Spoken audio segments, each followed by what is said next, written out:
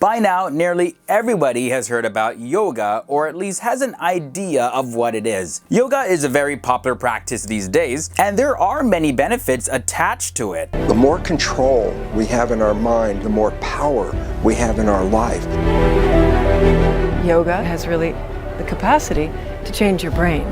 You've made it to another episode of FTD Facts. I'm Leroy Kenton, and in this episode, I'm going to be looking at some facts about yoga. Not necessarily the history of yoga, but more so just general interesting facts about yoga. We'll probably save the deep history lesson for another episode. But guys, before I get into this video, I want to know, do you practice yoga? Let me know down below. And also, yeah, if you do practice it, what do you like most about it? Yoga is one of the 4 ways to reach God in Hinduism, or self-realization for others. The other 3 are karma, actions, bhakti, devotion, and jnana, which is self-inquiry. But we hear the word yoga, but what does that actually mean? The word yoga originates from yug in the ancient Indian language, Sanskrit. It means to yoke or bind and unite. So yoga is pretty much a system that sees the body, the breath, and the mind as a union of the multi-dimensional aspects of human beings. Through this union of physical postures, breathing techniques, and meditation, people strive to achieve better health, happiness, and a higher level of consciousness. Namaste. Now, when it comes to Hindu mythology, the Hindu god Lord Shiva is known as the first teacher of yoga. As Yogeshvara, or the Lord of Yoga, he guides his followers to master the art of yoga. What's interesting to note is that often you'll find in pop culture and other general depictions, Lord Shiva is shown most commonly in the lotus pose. This sitting pose in yoga is said to depict the perfect beauty of the lotus flower. Lord Buddha is also depicted in this perfectly symmetrical lotus position in his meditations, and this pose gives proper physical stability as well as facilitates the proper breathing in order to do meditations easier. I don't even know if this is how you're supposed to set your hands, but you know that phrase, right? I'm sure you've heard it. Why is that even said anyways? I'm not the only one that wants to know, so let me fill you guys in. The word om consists of 3 syllables, the A sound, the O, the U sound, O, and the M sound, That sound represents the primordial sound of the universe, from which all other sounds originate. These syllables represent the past, present, and future, and om is chanted to invoke a connection to the energy and universe around us. Now guys, have you ever heard of naked yoga? That's actually a thing. For anyone brave enough to bear all your assets, you're not alone, because this type of yoga is actually growing pretty quickly. Practicing yoga while naked actually originates from the very ancient tradition called Naga Yoga, in which Naga sadhus would make being naked a part of their spiritual practice. Naked yoga is often said to deepen a person's practice and encourages appreciation and body acceptance. I'm sure those aren't the only things that it'll be encouraging, just saying.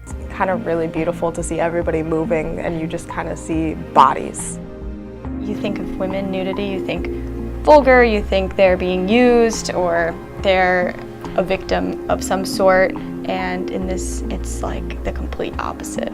But let me continue with the facts and talking about some of the health benefits of yoga. Yoga actually heightens the flow of energy throughout the body. As you know, in our bodies, there's a lot more going on in there than just blood flowing. Nadis, or energy channels, are said to run through the body, carrying the prana, or the life force, with them. There are 72,000 nadis, and you can kind of look at them like esoteric veins that run throughout us, and they carry energy all throughout our body. And the largest of them is the sushumna, which resides along the spine, and it provides a channel through which we're encouraged to send this energy in order to reach enlightenment. Now, if you're like me, who's done yoga maybe like once or twice, normally we just do it for the stretching and it's a good exercise. But yoga, there's a lot more to it than just stretching for those that want to explore that. The popularity of yoga in the mainstream lifestyle has become yoga that resembles gymnastics and stretching. Yeah, so that's the sort of yoga that I'm talking about. And of course, yeah, as I mentioned, there's a lot of benefits doing that, so why not, right? However, the physical aspect of it all is just one portion of yoga on a whole. Meditation, as well as pranayama, which which are the breathing techniques, the chanting, and living a life of purpose and kindness are also very much a part of yoga. Now, for all you yoga enthusiasts out there, you might recognize her. She's the oldest yogi living right now. Tao Porchon Lin, she was born on August 13th, 1918,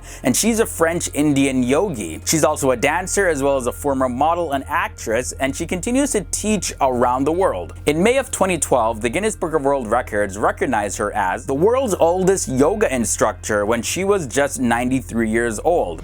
Tao Porchon Lynch still strives for that perfect pose.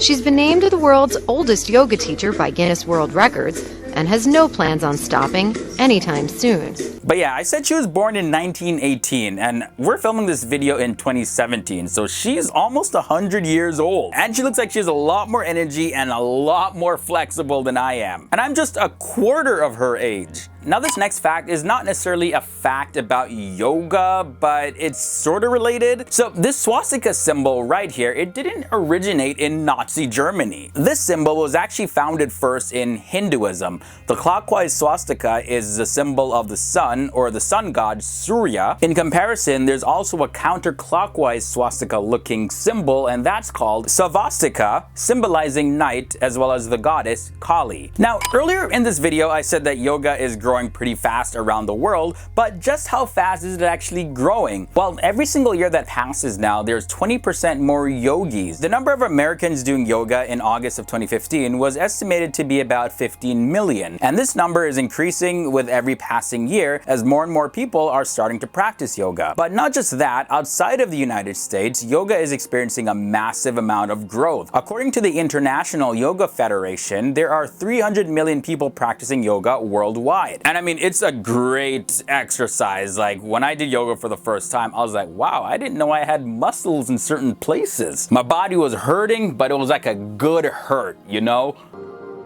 The tremendous transformative power of yoga. It offers these techniques to move through emotional, mental blockages and challenges, and really allows you to find your true seat of power, your sense of yourself.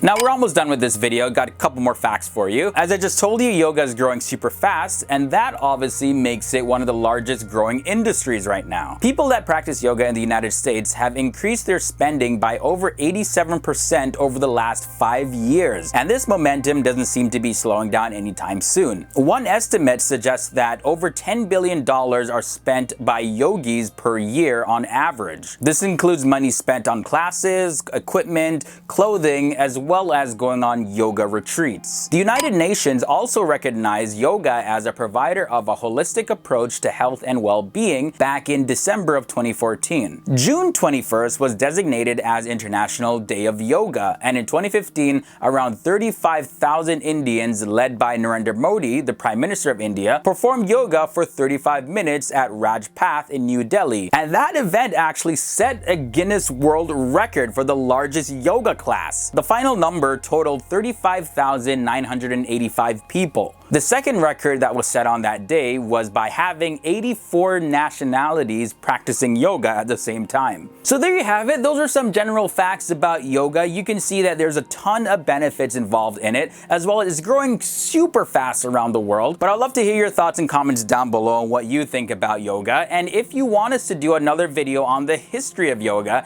and dive a little bit more into the religion aspect of it. This episode of FTD Facts is brought to you by Grammarly.com. Grammarly is one of the world's leading softwares in improving your written English. Now, this thing works like a charm. It keeps track of hundreds of spelling and grammatical errors for you, and you can just correct them. And honestly, just speaking English on a regular basis, me as an avid English speaker, I make so many mistakes all the time. So I have the link down below to Grammarly where you can install it for free and just see how bad you're actually butchering the English language. If you want to get better at that, the link is down below. You can install it for free or purchase the upgrade if you want even more features. And within yoga, there's a little bit of something for everybody. If you're on that deeper spiritual tip, there's definitely that side of it. Or if you're just like me and just do yoga for the exercising, you know, keep your body fit and healthy, you can do that as well.